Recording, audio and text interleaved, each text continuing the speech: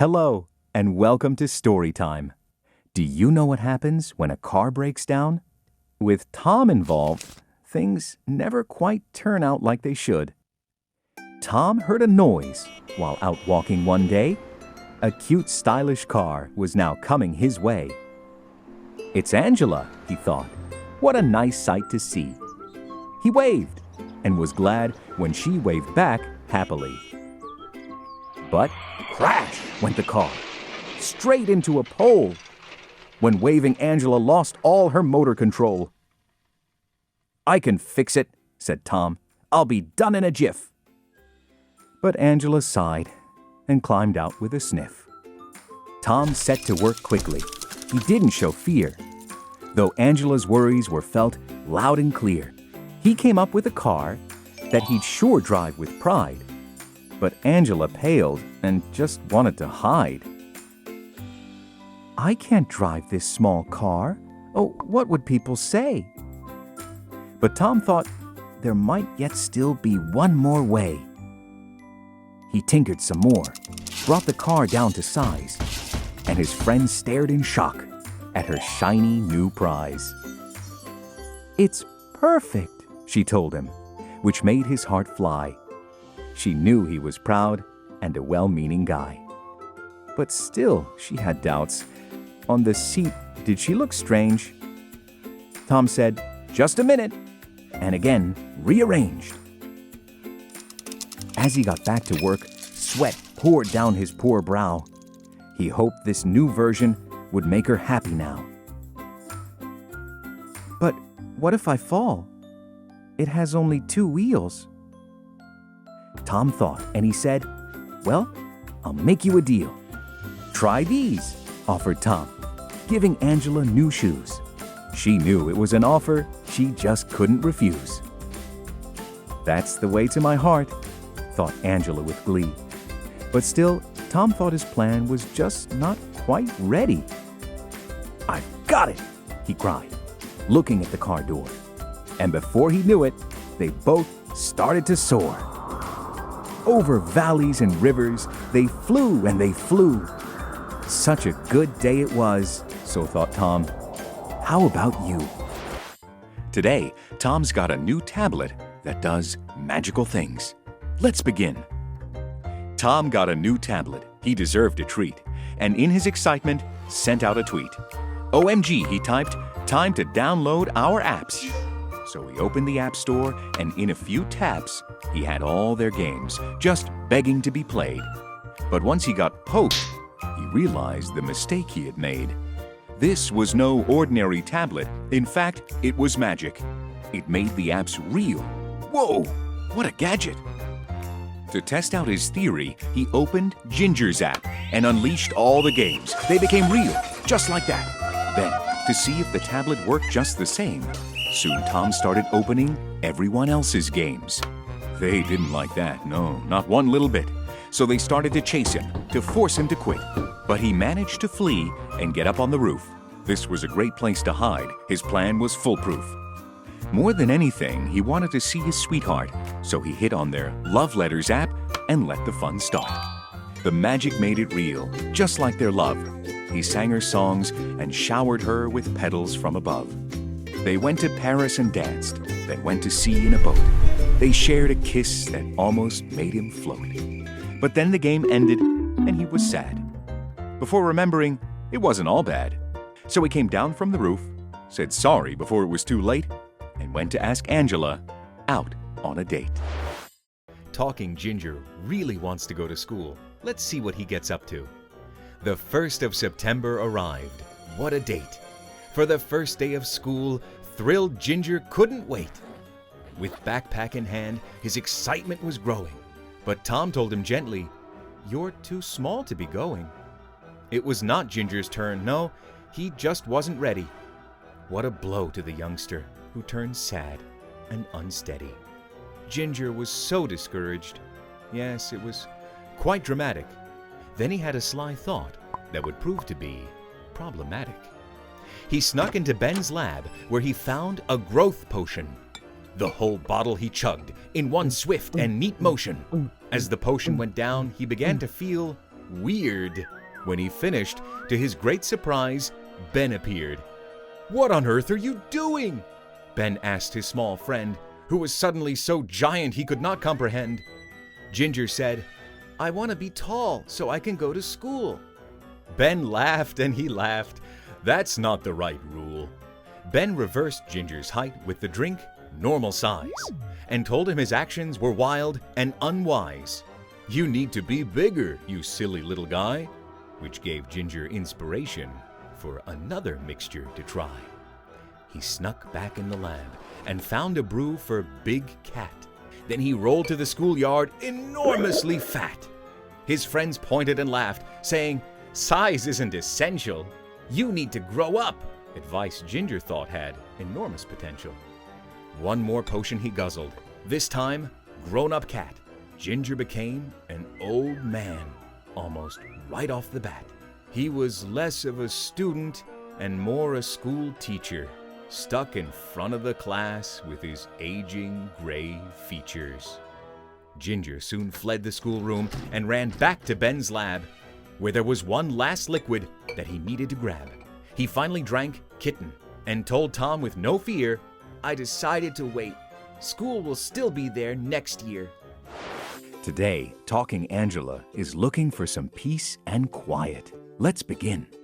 Angela was rehearsing and reading her lines, but her friends were distracting, making noise of all kinds. She wished and she wished that their racket would cease, then decided to leave and be somewhere in peace. She packed up her suitcase, not wasting a minute, stuffing all of her things that she could fit in it. "Where are you going?" her shocked friends then cried. "I'm sailing to paradise and leaving you behind." Alone now, she soaked up the sun and was calm, reading Romeo, oh Romeo, but thinking of Tom. Indulging and resting, she had not a care, but realized that her missing friends were now there. Pierre flew in beside her and said a hello as he tried to crack open a coconut down below. But he tried and he failed and he just couldn't do it. Then Ginger appeared and he put a drill through it. "You're here too," exclaimed Angela as coconuts they sipped. She was secretly glad that they had made the long trip. They decided to swim and explore in the sea when Hank drove right on by on a jet ski with glee. They were having a blast, a fun, carefree lark, when Angela saw, out of the corner of her eye, a shark.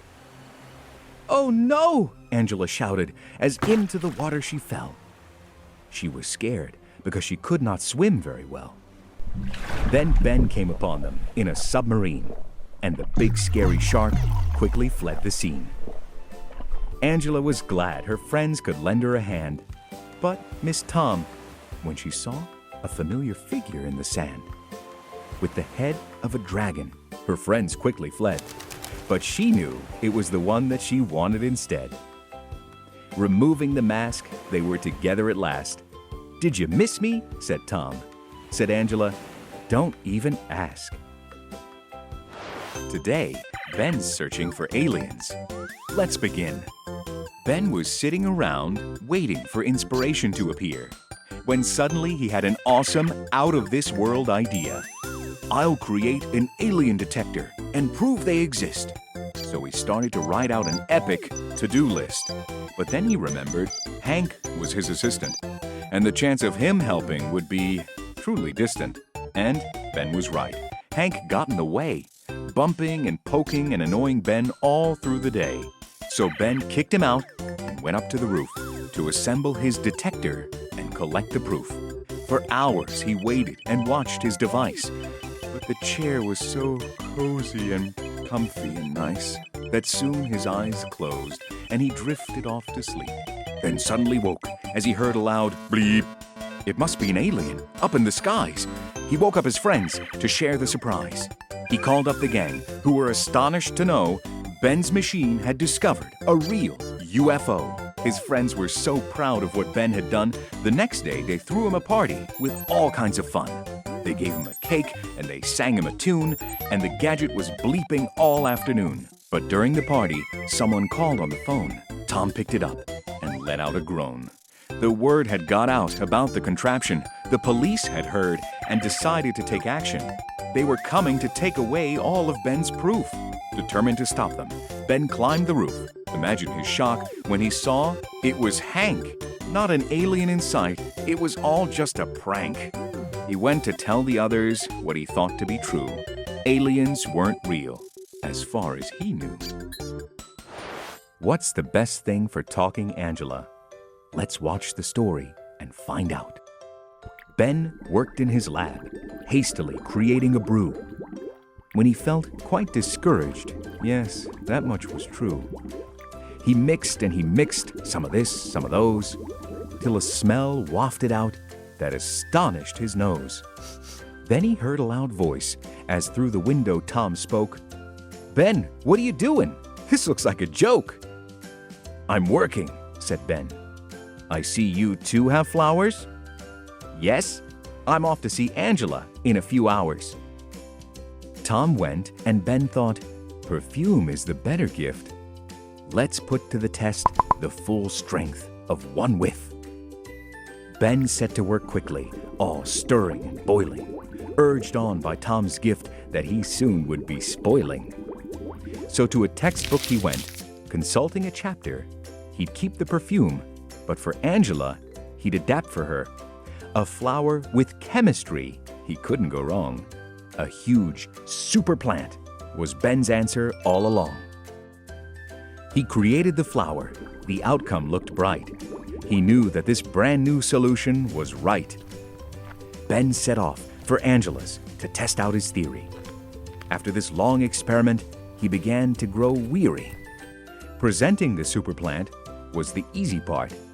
Now he waited to see the response of her heart. Before he could tell, poor Angela had fainted. The chemistry had failed, with poison 'twas tainted. As Angela was dizzy, Tom walked through the door and ran to her side, kneeling on the hard floor. "Are you okay?" he asked her in shock. "Yes," she replied, as Tom watched like a hawk. "Please, have these," he said, handing her his bouquet. But her joy was cut short by a scary display. 'Cause outside the house, Ben's super plant was attacking. It had grown many vines, and through the wall it was cracking.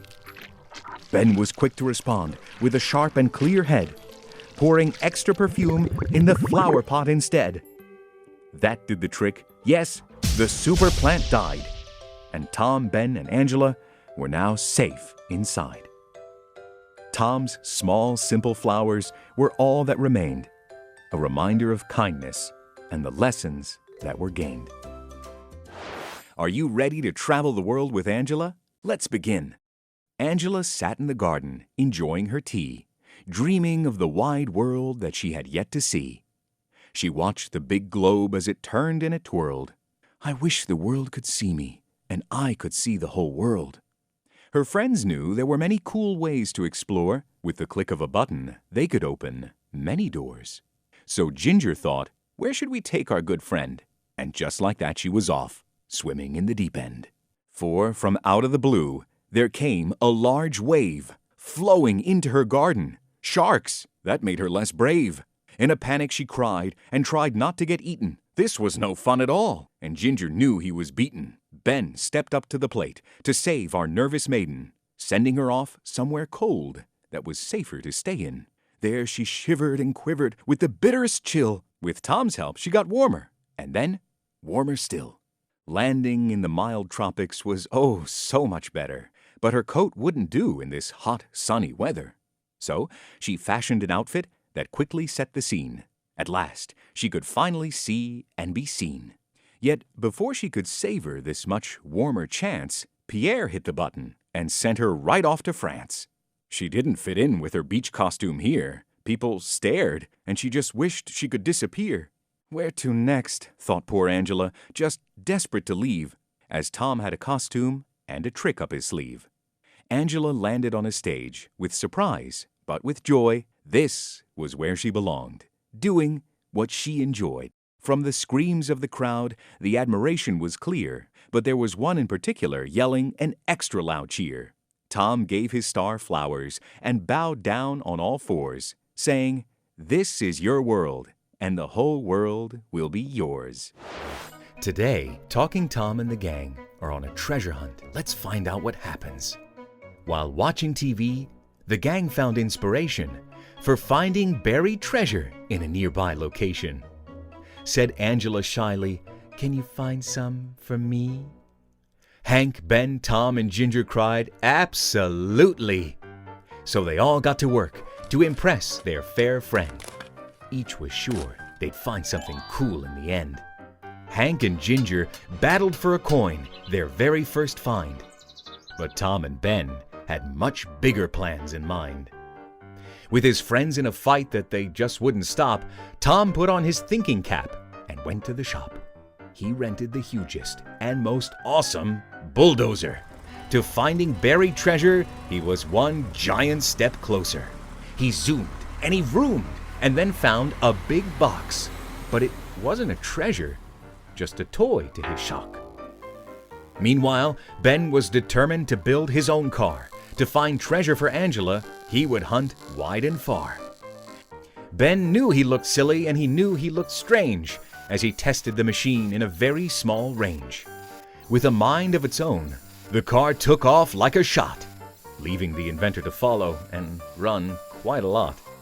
It found something promising that Ben marked with a flag. But before he knew it, the whole lawn he had tagged. Tom laughed when he saw the invention was a bust. Yet Ben was sure he had made a machine he could trust. And to Tom's surprise, Ben then dug up the ground, where bones from an old burial site were found. Now the scientist knew he had stumbled on gold. He had found an ancient dino cat. The world had to be told. So he went on TV, where the whole mission began, and was honored for his discovery, a real scientific man.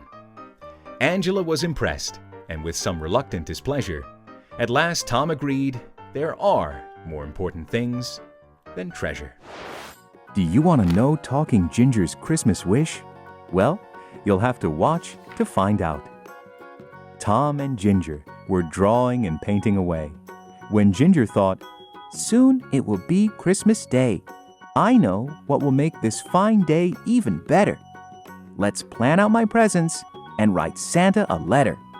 "What's your wish?" Tom asked Ginger. "What great gifts should arrive?" "I don't want just one Santa. I want to see 5.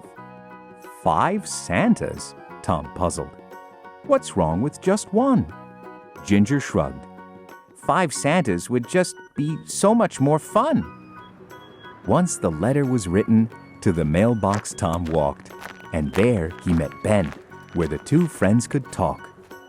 Tom told him of Ginger and his crazy request. Ben was shocked and convinced that the news was in jest. "That will hurt Santa's feelings," exclaimed Ben with some worry. Tom nodded. "I know, but we still need to hurry. I've got an idea that should work like a charm. Call Pierre and Angela. Let's sound out an alarm." The friends gathered round and came up with a plan. After all, Ginger was just Santa's #1 fan. With costumes and hats and fake beards they applied Santa's trimmings to bring Ginger good Christmas tide. The 4 pals were in place to make one wish come true. Before midnight they stood, and their nervousness grew. For they were just 4, missing one key Kris Kringle. Then Ginger threw open the door with a swish and a jingle. "Here we are!" the gang cried, standing in the front door. Ginger counted and spoke, "But you only are 4. The friends then were silenced in an emotional state when they heard a deep voice booming, "Sorry I'm late." It was Santa indeed. Yes, it was Santa himself. He said, "Sorry, there was trouble with a mischievous elf." Ginger was thrilled, but Tom wondered how Santa knew, for he still had the letter that from the mailbox he withdrew. I don't need mail, answered Santa, and winked in plain sight. Merry Christmas to all, and to all a good night. And there you have it.